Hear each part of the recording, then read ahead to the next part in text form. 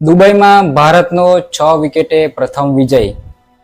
Mohammad શમીની ખૂંખાર bowling આગળ બાંગ્લાદેશ થઈ ગઈ ઢેર અને ભારતે આ મેચ 6 વિકેટથી જીતી લીધી છે. જી હા મિત્રો, દુબઈમાં રમાયેલી ભારતની પહેલી મેચ બાંગ્લાદેશ સામે ભારતે જીતીને પાકિસ્તાનને બતાવ્યું કે ચેમ્પિયન ટ્રોફીની શરૂઆત આ રીતે કરાય.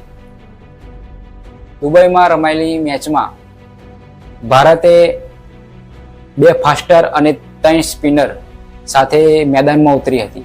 તેમાં સ્પિનરની વાત કરીએ તો રવિન્દ્ર જડેજા, અક્ષર પટેલ અને કુલદીપ યાદવને વાપસી થઈ હતી. અને ફાસ્ટર બોલરની વાત કરીએ તો મોહમ્મદ શમી અને હર્ષિત રાણા, આ બંને સાથે 5 બોલરો સાથે ભારતની ટીમ બાંગ્લાદેશ ટીમ સાથે રમવા દુબઈમાં ઉતરી હતી. તેમાં ઓલરાઉન્ડરમાં હાર્દિક પાંડ્યાને સ્થાન મળ્યું હતું અને કીપરમાં KR રાહુલની વાપસી થઈ હતી.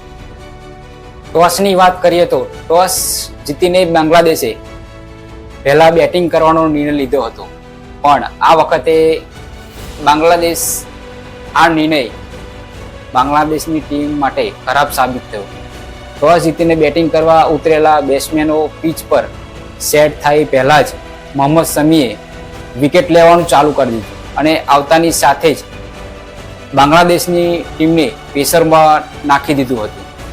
મોહમ્મદ શમી આ મેચમાં જૂના અંદાજમાં જોવા મળ્યા અને ODI સિરીઝમાં 6ઠ્ઠી વાર 5 વિકેટો લઈ અને આ મેચમાં મોહમ્મદ શમીએ પંજો ખોલી નાખ્યો અને અડધા ખેલાડીઓને બાંગ્લાદેશના આઉટ કરી નાખ્યા અને પેવેલિયન ભેગા કરી નાખ્યા હતા અને આખી અડધી ટીમની વિકેટો મોહમ્મદ શમીએ લઈ લીધી હતી. બાંગ્લાદેશના મોહમ્મદ તોહિર અને ઝાકિર અલી સિવાયના એક પણ બેટ્સમેનને પીચ પર ભારતના બોલરે ટકવા જ ના દીધા.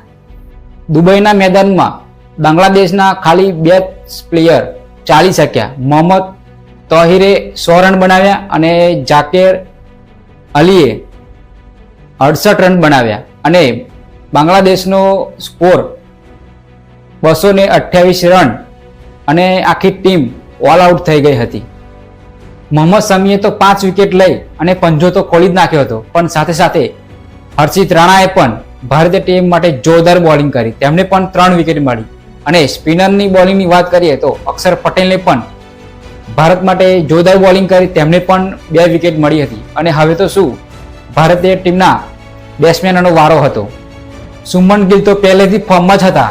આવતાની સાથે જ બાંગ્લાદેશના બોલરોને રિમાન્ડમાં લીધા અને રોહિત શર્માએ પણ 41 રન અને સુમન ગિલે જોરદાર પાર્ટનરશિપ કરી અને બાંગ્લાદેશના બોલરોની ધૂળાઈ કરી નાખી.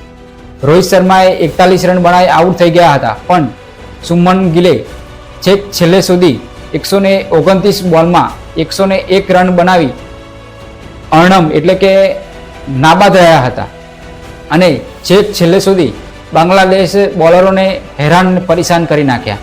અને KR રાહુલની વાત કરીએ તો KR રાહુલના ફોર્મને લઈને ઘણા દિવસથી ચર્ચામાં ચાલી રહી હતી અને તેમણે પણ આ મેચમાં 41 રન બનાવીને સાબિત કરી દીધું કે હવે હું બધી મેચો માટે કમ્પ્લીટ પરફોર્મ આપી શકીશ.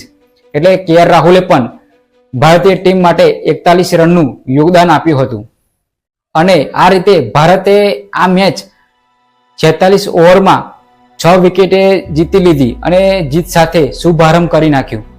અને man of the match Suman ગિલને આપવામાં આવી, કારણ કે તેમને સેન્ચુરી ફટકારી હતી. અને ભારતની હવે આગામી મેચ 23 તારીખે પાકિસ્તાન જોડે ટક્કર થવાની છે, જોરદાર ટક્કર થવાની છે. અને ભારત સાથે પાકિસ્તાન કરો યા મરોની સાથે મેદાનમાં દુબઈમાં રમવા ઉતરશે, કારણ કે પાકિસ્તાનને ન્યૂઝીલેન્ડે હરાવ્યું છે અને આ મેચમાં જો ભારત પાકિસ્તાનને હરાવશે તો પાકિસ્તાન ટુર્નામેન્ટમાંથી બહાર થઈ જશે. તો શું પાકિસ્તાનને ભારત હરાવશે જ ને? કમેન્ટમાં જરૂરથી લખજો.